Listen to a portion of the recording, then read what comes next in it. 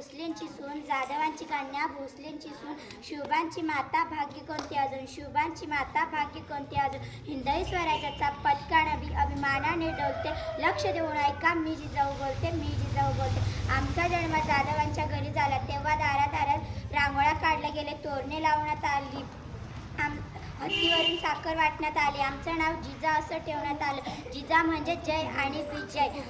अंगणातली तुळस, पोटातली गाय, घरातली माय यांच्याकडे वर कोणी वाकड्या नजरेने पाहत असेल तर त्याची गय केली जाणार नाही, अशी आम्ही शिवबाराजांना शिकवण दिली.